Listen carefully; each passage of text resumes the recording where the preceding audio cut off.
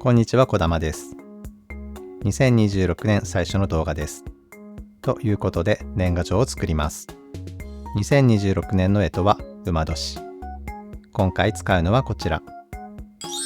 BB 戦士ガンダムベース限定ユニコーンガンダムペルフェクティビリティです。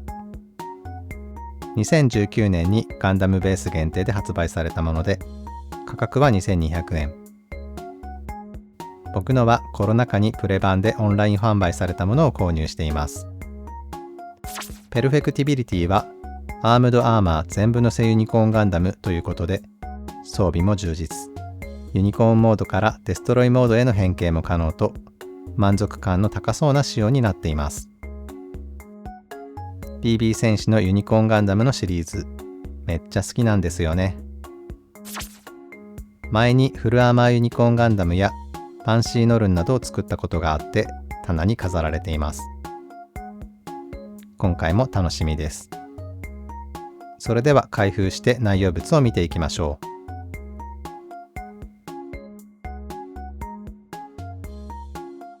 内容物はランナーが10枚、ポリキャップが2つ、それにシールと説明書が付属します。BB 戦士としてはパーツは多め。まあ、豊富な装備を考えるとでしょうねといった感じ。ただ、新規で追加されているのはこのアイランナーのみで、ランナーのほとんどはユニコーンガンダムやファンシーなど、すでに発売されていたキットの流用になっています。サイコフレームの色はクリアブルー。D ランナーはメタリックブルーで、これかっこいいなぁと思ったんですけど、使うのはパーツ1個だけでした。E ランナーは白色のものと灰色のものがあって、ハンドパーツを灰色にすることができるようになっています。これは嬉しい配慮。シールは結構な量があるので、全部貼るのは大変かも。大半は武装のサイコフレーム用ですね。目は瞳ありも選ぶことができます。僕は基本的には武者やナイトなどは瞳あり、モビルスーツをデフォルメしたものは瞳なしとしているので、今回は瞳なしで作ります。説明書にはコミックワールドなどはありません。純粋な組み立て説明書です。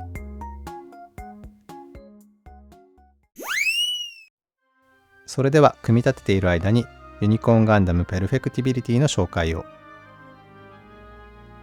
ユニコーンガンダムは機動戦士ガンダムユニコーンに登場するモビルスーツです。パイロットはガンダムユニコーンの主人公、バナージ・リンクス。バナージはもともとアナハイム工業専門学校に通うただの学生です。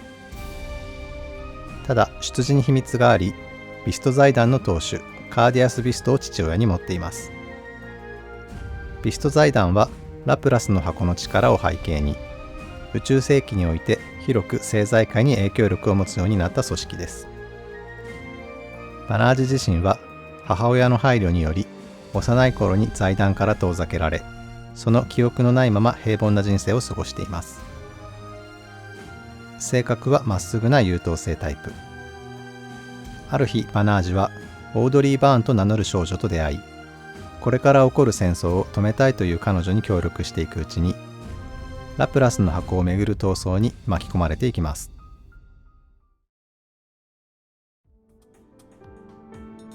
ユニコーンガンダム。地球連邦軍の委託を受け、アナハイムエレクトロニクス社が極秘裏に進めていた UC 計画のもと開発された試作モビルスーツ。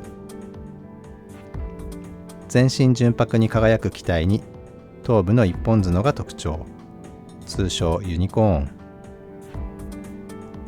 全身の駆動内骨格、ムーバブルフレームがサイコフレームで形成されており、機体追従性は桁外れに高い。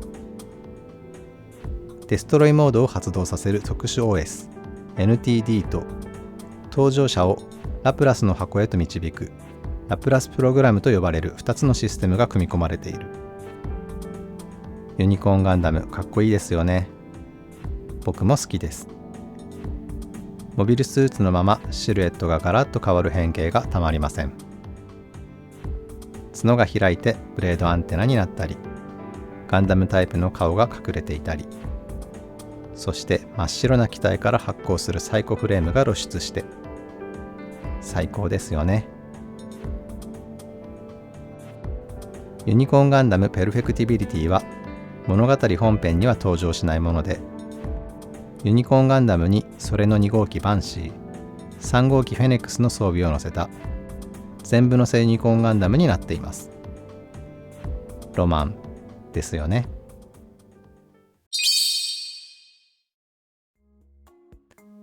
さて、組み立てたものがこちらです。まずはユニコーンモードから。頭身のバランスがすごく好きです。可愛いのにかっこいい。たまらないですね。頭部はボールジョイント接続。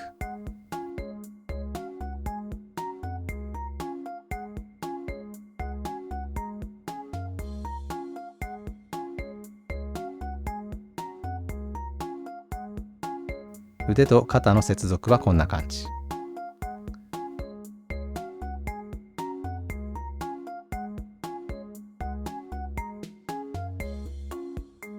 水平方向へはあまり上がりません。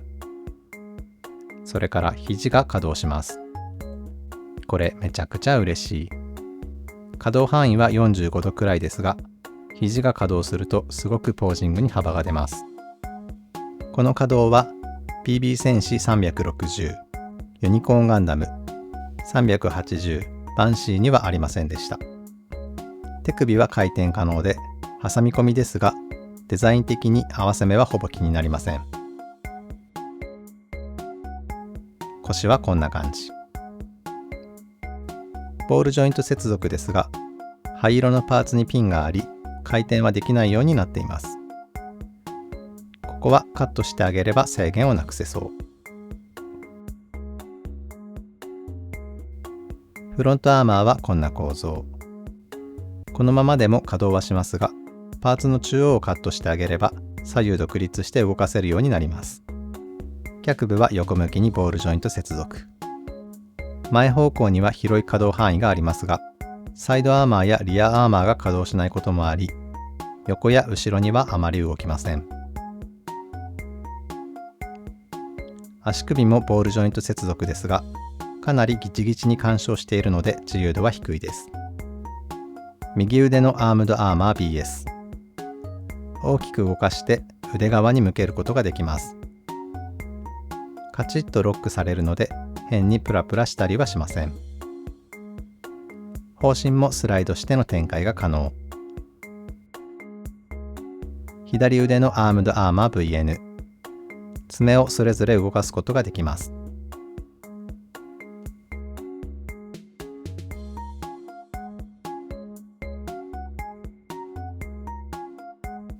デストロイモードへ変形させます。差し替えが必要ですが、この変形楽しくて好きです。まずは頭部。顔と左右のパーツを回転。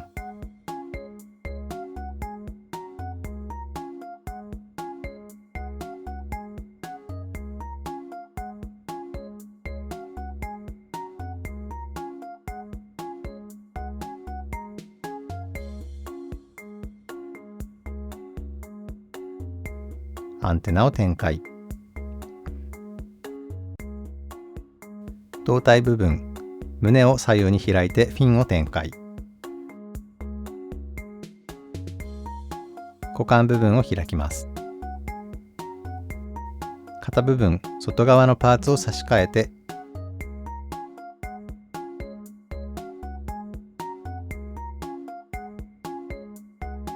肩の上部のパーツを左右で入れ替え、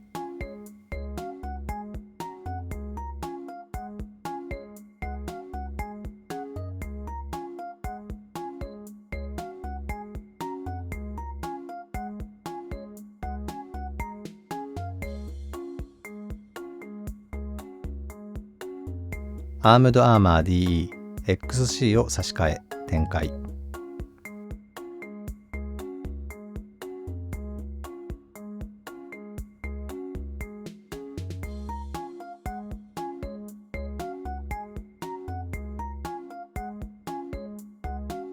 デストロイモードです。かっこいい。ただ腕や足の変形は省略されていますね。ユニコーンガンダムは人気のモビルスーツなので、クロスシルエットやエクスタンダードでもキット化されていますけど、ユニコーンモードからデストロイモードに変形できるのは BB 戦士だけです。武器はハイパービームジャベリンのほか、ビームサーベル、ビームマグナムが付属します。ハイパービームジャベリンの片側はごっそり肉抜きがあり、かなり目立ちます。モールドがあるところなので綺麗に埋めるのはかなり大変そう。BB 戦士のユニコーンガンダムといえばビーストモード。説明書にはありませんが、パーツも揃っているので再現できます。お尻にビームサーベルが刺さっているのが衝撃的で、ネタ扱いされがちですけど、狙いはいいと思うんですよね。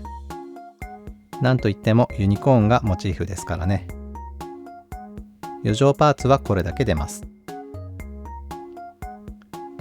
色違いのバンシーにも組むことができますが、フェネックスはアンテナがないので再現できません。BB 戦士のユニコーンガンダム、改めていいキットだなぁと感じますね。稼働範囲も広いわけではないですけど、個人的にはあまり気になりません。このキットは限定品ですが、通常販売のものは再販で手に入れる機会があるはずです。このシリーズおすすめですよ。ノーマルのユニコーンガンダムやバンシーは肘の可動がないのはちょっと注意が必要かもしれません。さて、このユニコーンガンダムペルフェクティビリティ、このままでもとてもかっこいいんですけど、このままだと色分けの足りないところや肉抜きなど気になるところがあります。ここから工作をしたり塗装をしたりして、日本のようにかっこいいユニコーンガンダムペルフェクティビリティに近づくように制作を進めていきます。制作を始めます。まず肉抜きを埋めます。足の裏や手の後ろ、武装など結構いろいろなところに肉抜きがあります。目立たないところではありますが、ちょっとした時に見えてしまうのが嫌なので、エポキシパテで埋めていきます。同じ量の主材と硬化剤をよく混ぜたら、肉抜き穴を埋めていきます。エポキシパテには毒性があるので、ゴム手袋をして行っています。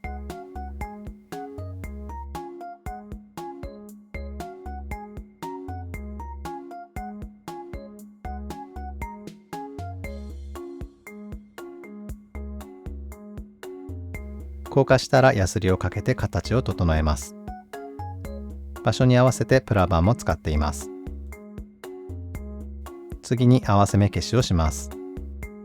パーツとパーツを合わせた時にこんな風に本来はないはずの線ができてしまうので、接着して消していきます。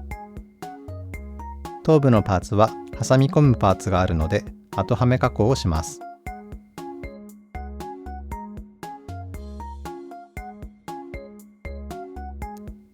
後で差し込むときに干渉するところをカットします。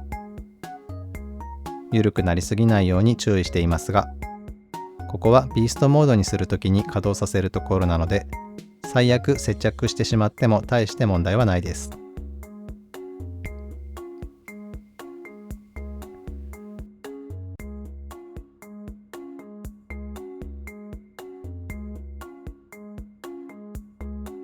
プラスチックを溶かす接着剤のタミヤセメントを塗って接着。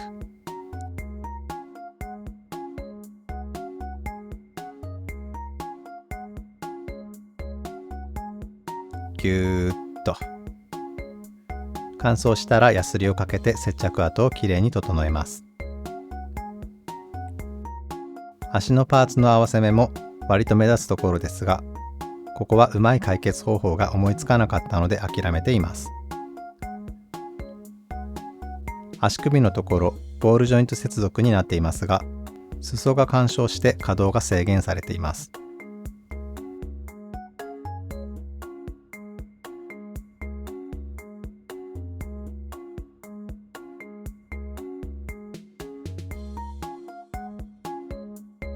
ノーマルのユニコーンガンダムに付属したものを見ると、裾の外側も短くなっています。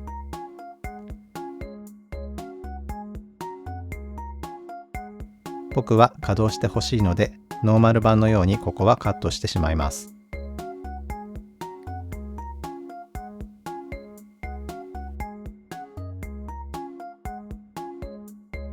さらにゆとりを持たせるためにカットしたポリキャップをかませることにしました。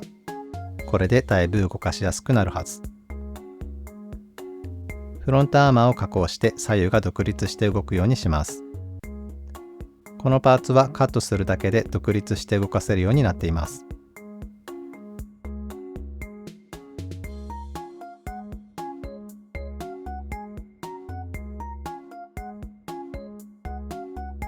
カットしましたが、このままだとちょっとプラプラしてしまいます。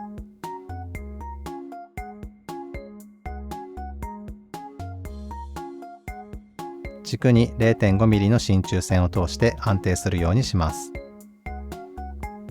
ピンバイスで穴を開けて瞬着で真鍮線を設置。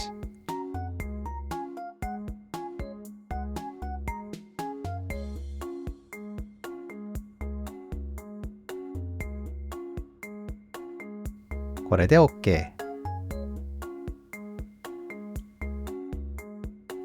ヤスリをかけたりして汚れてしまったパーツを超音波洗浄機で洗浄します。パーツが乾燥したら塗装に入ります。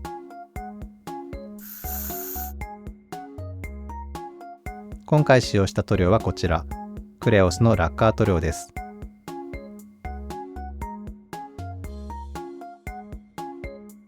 メタリック塗料の下地は先に黒くしています。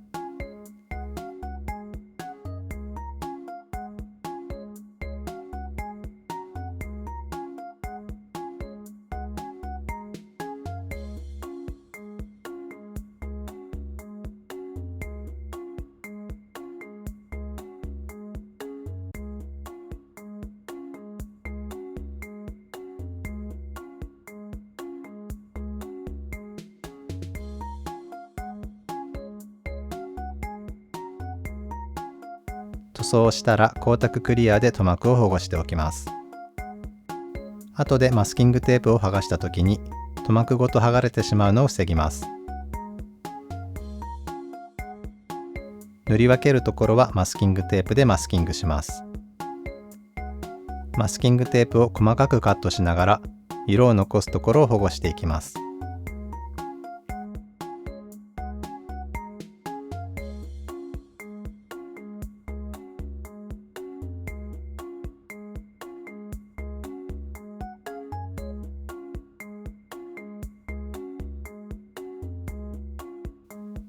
サイコフレーム部分用に GX メタルブルーを購入しました。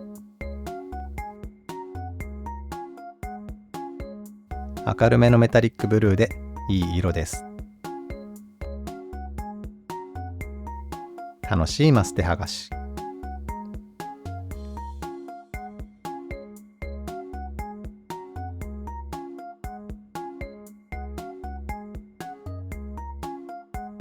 はみ出しは筆塗りや爪楊枝のちょい塗装で修正します。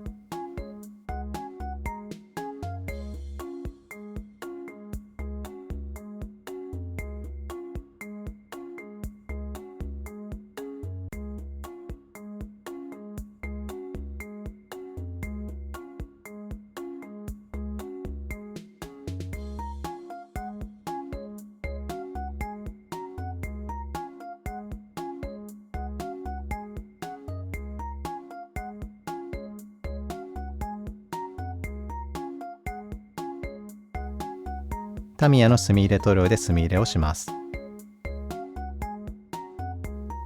これは薄められたエナメル塗料です。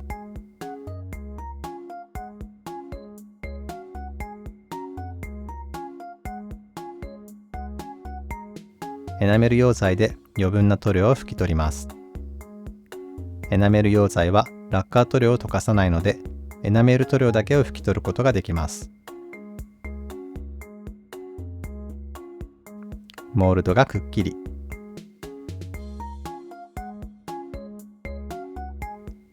最後にツヤを整えて完成です。サイコフレーム部分は光沢、それ以外を半光沢仕上げにします。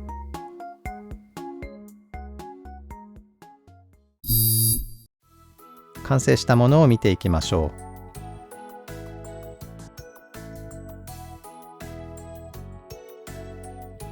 腕のパーツ、二の腕のところが干渉して塗装が剥がれてしまいました。少し削っておいたらよかったですね。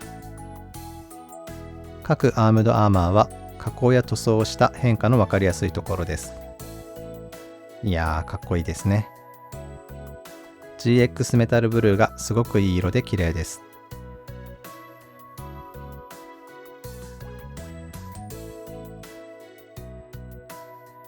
ビームサーベルはさっとグラデーションを入れています。それからハイパービームジャベリンも一応肉抜きを埋めています。でも自分なりには頑張りましたが、あまり綺麗じゃないです。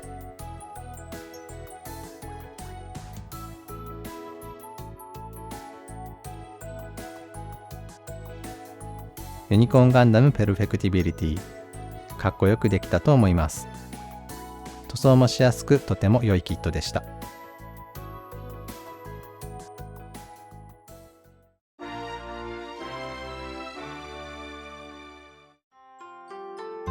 さて、年賀状作りです。ユニコーンといえば大谷翔平選手。背景として簡単に野球場を作ります。材料は100均で購入してきました。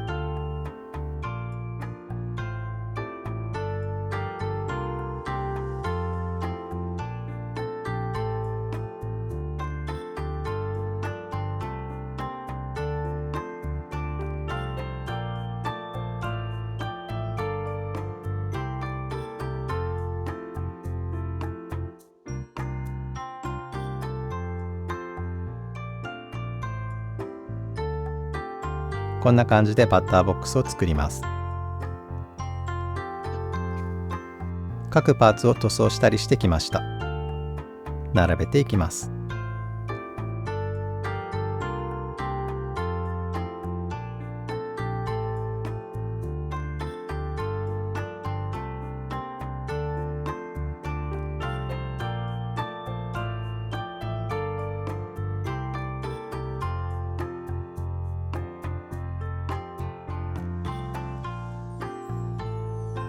観客席にはガチャガチャのパワープロキャラを置きます。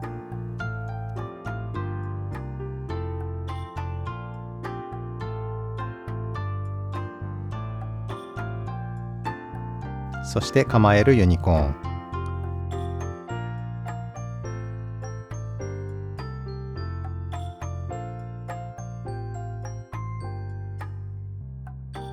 というわけで、明けましておめでとうございます。今年もよろしくお願いします。それでは今回も動画を見ていただきありがとうございました。またお会いしましょう。こだまでした。